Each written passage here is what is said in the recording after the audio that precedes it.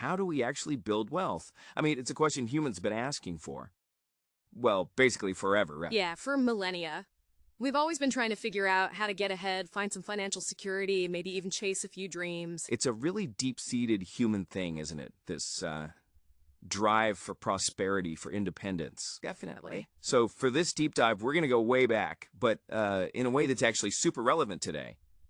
We're looking at The Richest Man in Babylon by George S. Clason. Right, written back in the 1920s. Yeah, but what's so cool is that it takes its wisdom straight from ancient Babylon, like thousands of years ago. It's pretty wild to think that financial ideas from that long ago could still hold water, but that's the book's whole premise, isn't it? Exactly. It argues that the basic laws of money are kind of universal, like gravity. They don't really change. So the stuff that worked in Babylon, the book suggests, can actually work for us now. Yeah, this isn't just some dusty history lesson. It's presented as practical advice for your financial journey, to help you reach your goals. And the core of it is these 7 cures for a lean purse. 7 steps to get your finances in shape, basically. And the book says it all in ancient Babylon, and calling it the cradle of finance. Yeah, it even has this little historical bit at the end about Babylon's achievements, engineering, finance, writing, and then, its fall. Right. It's kind of like saying, look, the city's gone, but the good ideas, they stick around. So those 7 cures, where do we start? Okay, cure number 1, start thy purse to fattening. Pretty old-timey language, huh? Huh, yeah. What does it mean in plain English? It's Arcad. He's the richest guy in the story, his first lesson. And it's dead simple. For every 10 coins you earn, keep 1. Just save 10%, that's it? That's the starting point. He uses this analogy like with an egg merchant. If you put 10 eggs in a basket every day, but only take out 9. And eventually the basket's gonna overflow. Exactly. It shows the power of just consistently saving something. Even a small bit adds up. It's foundational, really. That pay yourself first idea, it kind of shifts your whole mindset about money, doesn't it? Totally. And it applies to anyone listening, no matter what you're earning. Just starting that habit, putting aside that 10%, that's the first step to a fatter purse, creating that initial buffer. Okay, the big question is always how, right? How do you save when it feels like every penny is already spoken for? Perfect lead-in to cure number 2. Control thy expenditures. Ding, the dreaded B word. Yeah, the book even brings that up. There's this student character all flashy and red and gold. Oh, yeah, I remember him. He complains it's like slavery, right? That it'll ruin his life. He thinks it'll turn him into a pack-ass, just hauling essentials, no fun. But Arcad's response is interesting. He's like, well, you're making the budget. Would a donkey planning its load pack, like jewels and fancy rugs? Obviously not. It packs food and water, what it needs for the journey. So the budget isn't meant to just restrict you. It's about directing your money where you actually want it to go. It's a plan. Exactly. Funding your needs, yeah, but also your enjoyments, your real goals, not just random whims. The book says it's like a light in a cave. Showing you where the money's leaking out. All right, so you can plug the holes. It's about being intentional, not deprived, making sure you have money for life and for building that foundation. Okay, so save 10%, control the rest with a budget. What's next? Now it gets exciting. Cure 3. Make thy gold multiply. Investing. Putting the savings to work. Yep. This is where you shift from just holding money to actually growing it. Arcad's mentor, Algamish, tells him gold should labor for you. Create more gold. Your money shouldn't just sit there. It needs a job. Right. The book gives an example like lending money out and getting rent or interest and back. Knows how time if you reinvest the earnings. It compounds, even if they didn't call it that. Yeah. It mentions an investment multiplying itself like 17 times over 50 years. It really drives home that long-term growth potential. It's about understanding that your saved coins can make more coins. A stream flowing into your purse, not just sitting in it. Of course, modern listeners have, way more options than just lending. Stocks, bonds, other assets.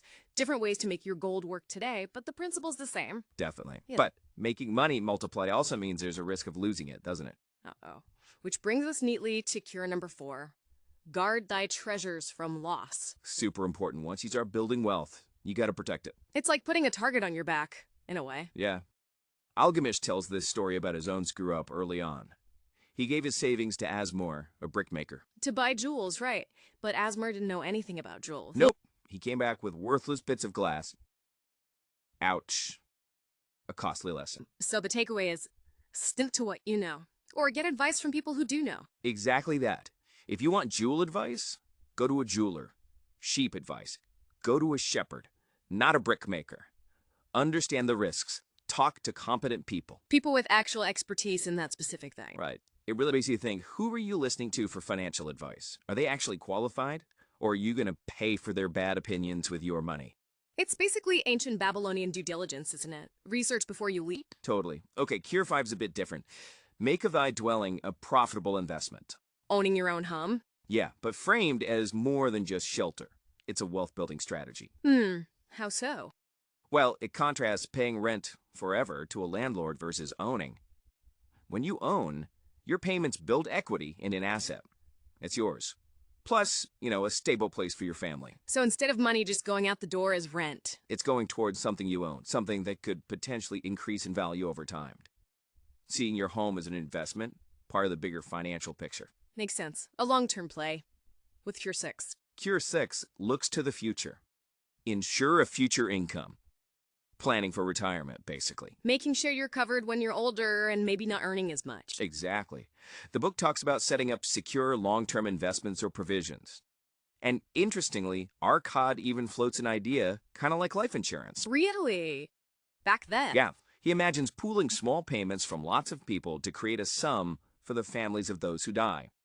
Even though it didn't exist then, it shows that thinking about future security for your loved ones is an old idea. It definitely lines up with modern retirement planning, 401ks, pensions, insurance. Thinking beyond today, creating a safety net. And finally, Cure 7 circles back to you. Increase thy ability to earn. Because the more you make, the more you can save and invest. Precisely. The book lists ways. Get better skills, learn more about your field, grab opportunities, just work hard and be diligent. So investing in yourself, your career, your skills. Yep. That's presented as a key driver of financial growth. The more valuable you are, the more you can earn. So those 7 cures are kind of the whole roadmap, aren't they? Save, budget, invest, protect, own your home, plan for the future, and earn more. It's pretty comprehensive, but the book also talks about... Right. Oh, yeah, that's a fascinating part. At the Temple of Learning in Babylon, they actually debated luck. Like it's just random chance. And what was the Babylonian take? Well, the book reframes it. It suggests opportunity doesn't just fall out of the sky randomly. It favors those who are prepared and willing to act. Like Arcad himself, he wanted to be rich before he met his mentor. He was already primed. Right. And there are these little stories about missed chances. A merchant hesitates on a carpet deal. Someone else waits too long to buy sheep. Procrastination. The opportunity killer. Yeah, this Syrian character points out how common it is. It makes you think, doesn't it? Times you might have hesitated and missed out. Definitely. It's about being ready, having the knowledge or the money, recognizing the chance, and then doing something, not just sitting there. The book calls them men of action. Says they attract the interest of the good goddess of luck. Which fits perfectly with the 5 laws of gold that Calibab talks about, based on Arcad's wisdom. Yeah, they really nail down these core ideas. Law number 1. Gold comes gladly to those who save at least attempt. Back to Cure 1, the foundation. Law 2. Gold labors diligently for the wise owner who finds profitable work for it. That's Cure 3 investing, making your money work. It mentions no monsieur learning from his mistakes and finding good investments eventually. Law 3. Gold clings to the cautious owner who invests with advice from wise men. That's Cure 4, protecting your assets, getting good counsel. Law 4 is the flip side, isn't it? Yep. Gold slips away if you invest in stuff you don't understand or without expert advice. Reinforces the danger of ignorance. Law 5.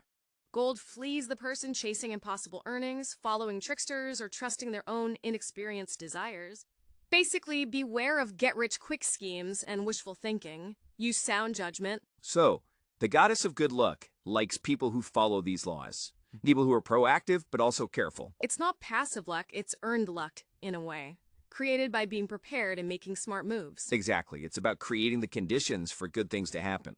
And to really hammer home the practical side and the risks, there's a story of Methon, the gold lender of Babylon. Right. Rodan the spearmaker gets 50 gold pieces and asks Methon for advice. Smart move. And Methon shares wisdom through his token chest. Each token is a loan story. Yeah, some good, some bad. Like the guy who lost his fortune choosing love over financial sense. Ouch! Emotional decisions and money don't always mix well. Then there's the farmer who borrowed wisely for a profitable venture with goats. Shows borrowing works. But also the warnings, lending to the inexperienced son or the flaky guy who clearly won't repay. Right. So Mathon's advice to Rodant. Keep the gold. Make it earn safely. Avoid crazy schemes from dreamers. Stick with proven successes. And caution is better than regret. Sound advice for anyone thinking of lending or investing, really. Be careful. Do your homework. Methel's experience just screams, understand the risks before you hand over your cash. It takes wisdom and discernment. Now, the book also talks about protection more broadly, using the actual walls of Babylon. Right. Not just financial walls, but real walls protecting the city. And it uses that as an analogy for modern Yeah. protection, right? Yeah, things like insurance, health, home, car insurance, also having an emergency fund, dependable investments. These are our modern walls against unexpected disasters. That's a great point. Building wealth is one thing, but you need to protect it too. One bad event shouldn't wipe you out. So just like Babylon needed physical walls, we need these financial and protective barriers against life's curveballs. Makes total sense. Yep. Okay, then there's Tabasir, the camel trader of Babylon.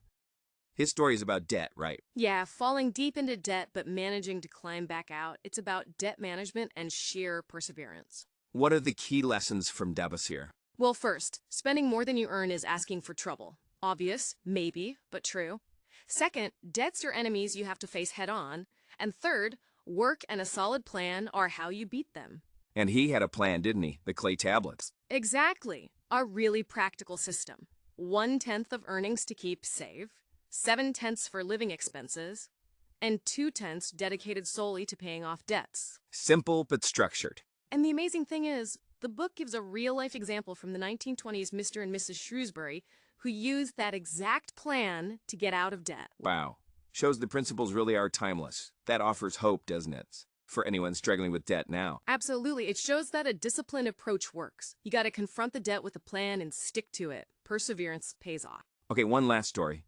Sharu-Nada, the luckiest man in Babylon. What's his deal? His story really emphasizes work ethic and spotting opportunities. He sees these guys still working the same field after 40 years. Yeah, a real picture of stagnation. Sharu-Nada's own life went from slavery to being a rich merchant. And he credits his work ethic, something he learned from another slave, Megiddo, while building the city walls. Work is key. And his initiative. He started selling honey cakes while still enslaved. That earned money and got him noticed by Arid Gula, which led to his freedom and a partnership. So hard work attracts opportunity and respect. Pretty much. It makes you think about your own work ethic, you know? How does it affect the opportunities you see or get? Sharu-Nada's story suggests diligence, and being proactive can really open doors. Okay, so we've covered a lot. The 7 cures, the 5 laws, luck, protection, debt, work ethic. If you had to boil down the core message of the richest man in Babylon, for everyone listening, what would it be? I'd say it's that building wealth isn't some secret magic. It's about timeless fundamental principles. Save consistently. Control your spending with a budget. Invest wisely to make your money grow. Protect what you have. Yeah. Think strategically about big assets like your home. Plan for the future. And always work to earn more. And crucially, these ideas aren't just for the wealthy already, are they? Not at all. The stories show everyone scribes, camel traders, slaves can use these principles. It doesn't matter where you start. It's about applying the ideas consistently. Right, but so maybe a final thought for people to chew on. Yeah, think about your own situation right now. Which of these ancient ideas, saving, budgeting, investing, protecting, earning more, resonates the most with you?